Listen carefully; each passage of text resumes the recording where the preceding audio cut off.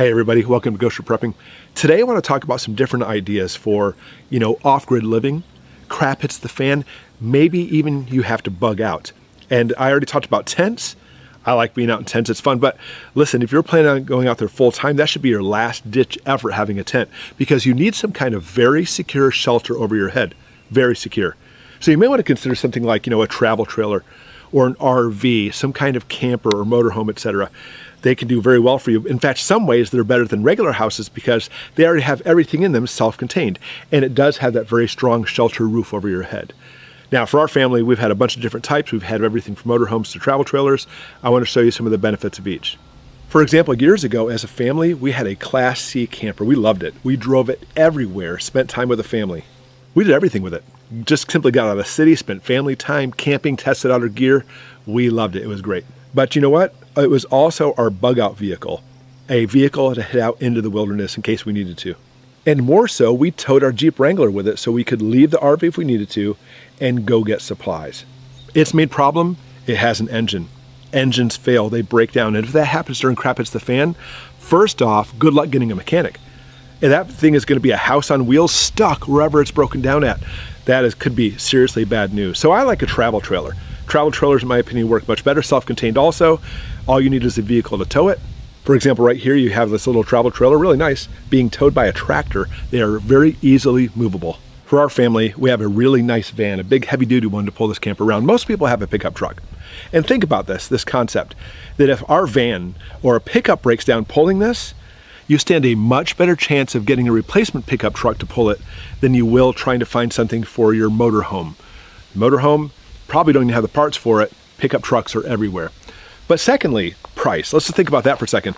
This thing is so inexpensive compared to a motorhome. I mean, at the very least, for the same size, a motorhome, you have to pay for the engine, you have to pay for the heavy-duty chassis, etc. This is just a trailer. It literally is just a trailer you pull around. So much more inexpensive, especially if you buy a used one.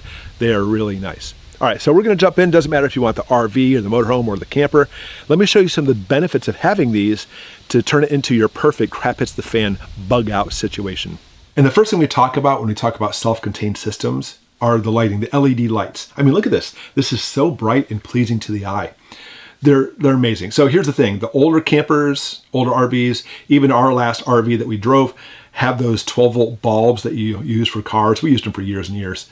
There's two things about those. They burn out relatively easy. But secondly, even more so, they use a lot of power, These LEDs in here are fantastic. Even if you have an older camper now, you can literally get the screw-type light bulbs that have LEDs on them, so that way you'll have more energy efficient. And this is great. It's so bright and cheerful in here, which is really good, by the way. Crap hits the fan. You don't want it to be dismal and stuff. You really want to try to keep your spirits up high. Your morale is a huge thing. But this is so cool, by the way, that I literally know people in the prepping community who have taken their homes and converted them to 12 volts because these lights are so much more energy efficient. It's much easier to use an extra power system to power them. They're definitely the way to go. So if you do get a camper, if it doesn't have the LED lights, you can upgrade it. But honestly, if you have one of these new LED lights, they are fantastic. Next up, let's talk about a refrigerator freezer. This alone, by the way, is so impressive and works so amazingly well that this may be the only reason you buy a camper. Let me put it this way. I've modeled refrigerator freezers on the channel before. 12-volt systems, ones that connect to solar. We'll talk about solar in a minute, by the way. Ones that run on batteries. But these ones that are in the campers are so efficient and work so amazingly well that literally it functions just as well as your refrigerator freezer you have in your house. And guess what? Battery powered, off it goes, 12 volts. Now this specific model has it so I can run on 12 volt electricity or I can run on propane, but you can't depend on propane. The grid goes down, propane not gonna be delivered to you anymore. But 12 volt, as I said with solar, we'll see it in a minute, can actually run indefinitely. These things are so amazing, but guess what? They do sell them separately. Maybe you just want to buy the refrigerator or freezer for your bug out location. You can do that too. They are not cheap by any means, but they work incredibly well. We love the refrigerator freezer and it does everything we need, especially if you have like medications you need to keep refrigerated. And of course, these campers come with all kinds of amenities, just like your home. This one specifically has bunk beds, great. A private master bedroom, excellent. A dinette set so you can have dinner, beautiful. And a full kitchen, including a microwave oven, a propane-powered stove with oven. and everything including a kitchen sink. Perfect to make you a crap hits the fan happy camper. Not to mention this one has ducted central heating and air conditioning. That's great. Happy camper indeed. Okay, not so much a happy camper. That stove, that oven, it's going to require propane. It's not going to be around. That microwave oven, central air, central heating, all require electricity. If we're talking about crap hits the fan, you very well may not have these available to you.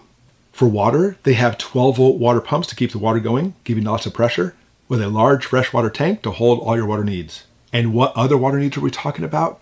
A shower. Honestly, a shower and crap hits the fan, that's really nice. And that is fantastic. But where are you going to get the water? I mean, if you're out in the middle of nowhere, sure, you can fill up your tank if there's like a creek or possibly a river or a pond nearby. There's another option too, rainwater. This particular model actually has gutters to potentially collect rainwater. And also on top of the camper, the roof.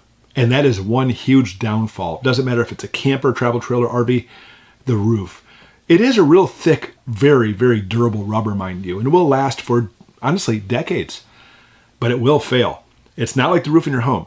The roof in this camper, when it goes, forget it. You literally will now have, I've seen it so many times, mold and mildew and water damage, and it will turn your amazing, beautiful camper into something you absolutely cannot live in. Now, one thing I love about our camper, it has one of these outdoor kitchens. You're starting to see these a lot more. Now, if you're out in the woods, trying to rough it, crap hits the fan, there's a lot of stuff in here that's not going to work well for you. For example, we have a little fridge. When we're camping and plugged into campgrounds, it's great. It's a place to grab some nice cold beverages. But in crap hits the fan, that's not the best fridge to have. They're really not that efficient, by the way. And it is 120 volts. Let's skip it. And also this little stove here is propane. Also not the best thing in the world too. You will run out of propane.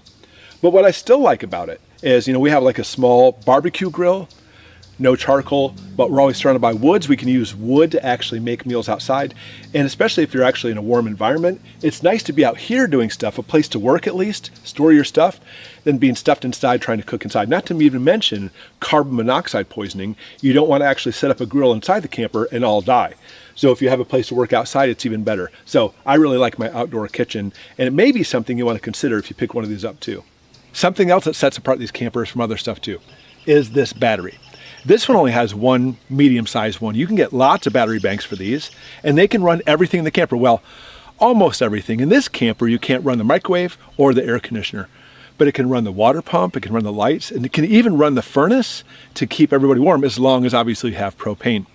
Now, what I like to do is I have solar generators. Maybe you have one too. You can use the solar panels to power the solar generator to keep this charged up and going. So you can practically have power in this camper indefinitely. And the best part, if you happen to have a nice beefy solar generator, we've modeled a few of these on the channel, you can literally plug the solar generator right into the camper. And if that's the case, if that solar generator is big enough to do this, it's probably big enough to run the microwave or the air conditioner. And I'm not saying indefinitely.